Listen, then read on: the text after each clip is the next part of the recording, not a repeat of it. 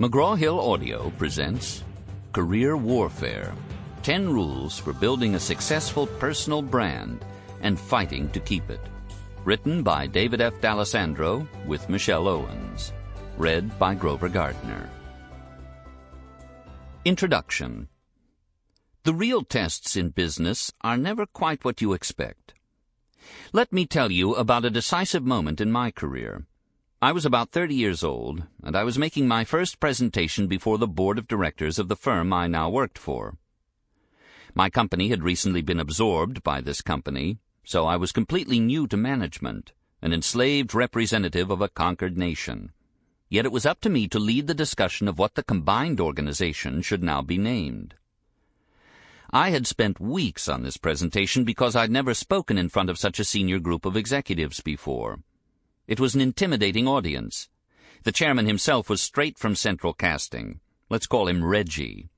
Reggie had all the CEO gestures down, including a little wave that he would give to dismiss you. People never quite walked next to him. They were always a step behind.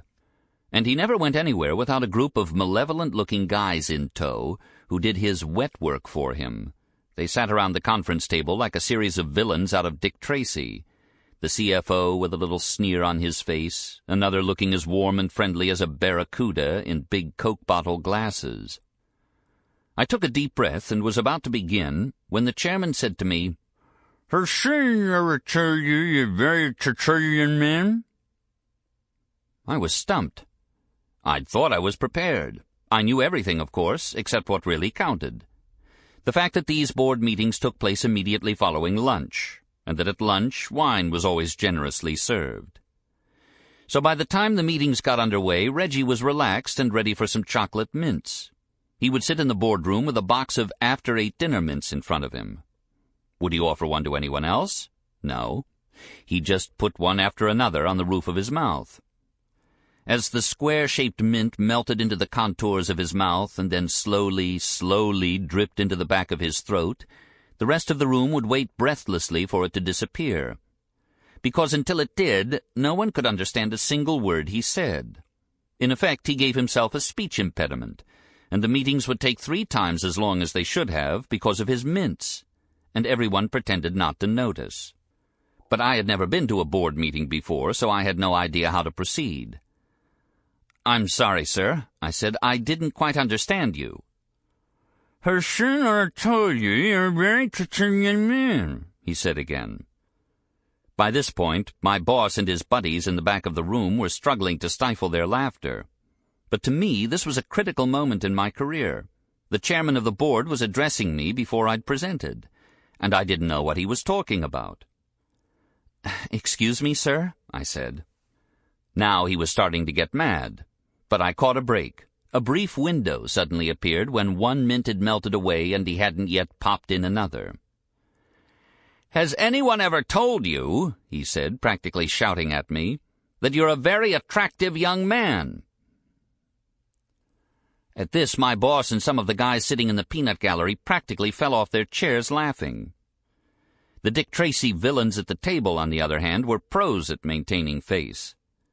They suddenly found the reports that had been sitting in front of them for the entire luncheon, and those reports suddenly became fascinating reading.